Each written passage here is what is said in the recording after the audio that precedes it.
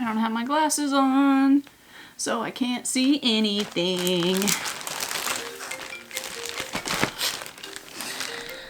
Stand by. Alright, here we go. I went to the Oddities and Curiosities Expo with some friends from my writers group recently, and I bought some art, a whole bunch of art. I haven't bought art in forever. And I bought some frames, so I thought I would frame the art and talk to you guys about a question that I got from someone about where does my inspiration come from. I'm also going to show you the art. So here's one. It looks so freaking cool. I got to take it out of this because it's just going to have a glare the whole time. So I told this person, she sent me a message on TikTok, that it really comes from everywhere. It comes from conversations, it comes from music, it comes from art, it comes from movies and TV shows, legitimately everywhere. Yes, it's weird, it's gothic, it's my jam. I love it. Alright, I have to put my glasses back on to do this, but there's gonna be a glare, so sorry about that. I got this 8x10. Michael's was having a big sale. I keep looking over here and not here. I'm not a trained YouTuber yet. I keep looking at my viewfinder, whatever it's called. Anyway, inspiration. So I wanted to talk about that specifically because I started watching The Deadliest Catch on, I think it's on, oh, it's on Max. HBO, whatever. All 25 seasons. I did not know that it went on for that long, but I'd only ever seen clips of it because it started in 2000 was the very first season, I believe. No, 2005, so 20 seasons, whatever. Started in 05, so I started season 1, episode 1. I'm writing a pirate book, and so I had written down a scene idea when I was planning the book. God, these are dirty. About I wanted my FMC, who is a pirate ship captain, and she's got a gang of like 8 people in her crew, 7 or 8, I can't even remember in my own story. But I wrote a note that said I wanted her to anchor next to some friendlies, and during that scene, the male main character was going to get jealous. That's all I had. Anchor next to friendlies, and Finn gets jealous. It was just an idea. I didn't really know what I was going to do with it. At the time, I assumed, oh, okay, it'll be, she's a pirate, so the friendlies are probably going to be other pirates. They'll hang out, party on somebody's boat, somebody's ship, and that'll be the scene. But then I started watching Deadliest Catch, and I'm like, ooh, what if, instead of making it another pirate ship, I make it a fishing ship, catching shrimp, crab, squid, whatever, for the mainland. And I thought that would make it more interesting because every scene in your book needs to have a purpose, right? Like if they're going to anchor next to this friendly group of whoever, this friendly ship of whatever it ends up being, why is it important that that ship is a fishing ship? Or why is it important that it's a pirate ship? Or a naval ship? Why is that important to the story? So I started thinking about, well, if she's a pirate, she's a friendly pirate, she would want to have allies outside of other pirates. So having an ally with a fishing boat, one, provides fresh food because they're always catching food at the bottom of the ocean. And from all my research of pirates and the golden age of piracy, which is the time period I'm basing my story off of, fresh food was very uncommon on pirate ships because it didn't save for very long, for months at sea. This lady's got a smoking head. I don't know if you can tell, but her head and her face are in the mirror, but they're not there. That looks so cool, it's so creepy, and like gothic Victorian-esque, and I'm here for it. But I just wanted to talk about that, is that inspiration can come from anything. And I love being able to take some type of real world element and introduce it into my fantasy world, but in an interesting way. And because you have to remember that everything in every scene and every interaction needs to be important to the story in some way. It needs to have a purpose, whether that's conflict, whether that's progression of a romance, whether that's a friendship disintegrating. It needs to have a purpose to something. I'm still brainstorming ideas that can improve that and make it more impactful to the story. Now, when it comes to writing a book, I am very careful to always say, I am no expert. I am no incredibly successful indie author. I've got 3 little books out. I'm not making a ton of money. If I was living on my own trying to survive from my books, I wouldn't. So I'm never telling anybody what to do or trying to say that I am the show of success. I just talk about what I try and my processes. I've been at this since mid-2022, so still fairly new at it, and I don't ever want it to come off like I'm trying to tell anyone what to do, because I don't do that. There's no one right way to write a book, and you don't have to do things my way. I just enjoy talking about writing. Ooh, she looks cool. She's a bad Victorian bee.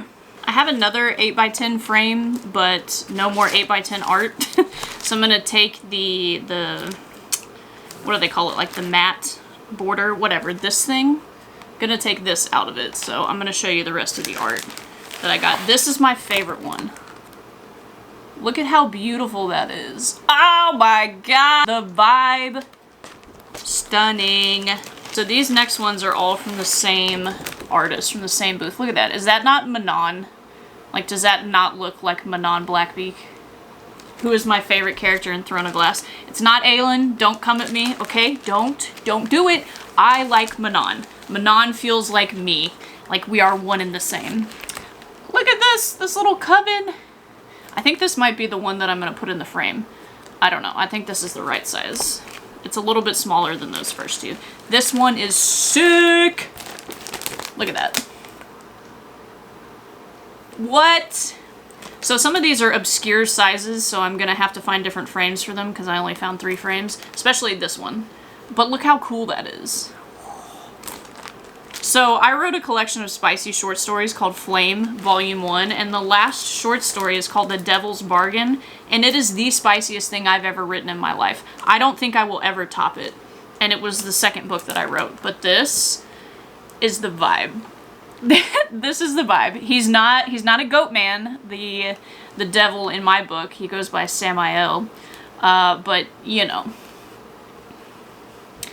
If you're into a girl getting by the devil for money and really spicy, like full-on content warnings, then you'll probably like The Devil's Bargain. This is really cool. So switching switching gears. This one right here, badass, like standing up to this kind of Angel of Darkness. I talked to the guy who makes these at his booth. He does this with a paper towel and a palette knife.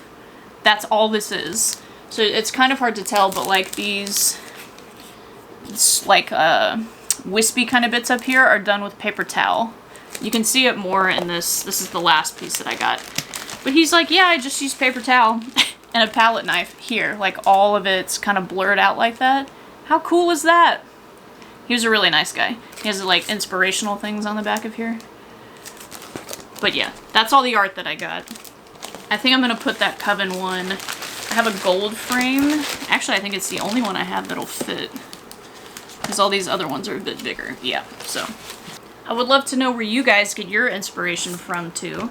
In my book that I wrote, Shadowbound, I got the inspo to make the creatures where there's a place in my Dark Moon series in my world called the Greywood.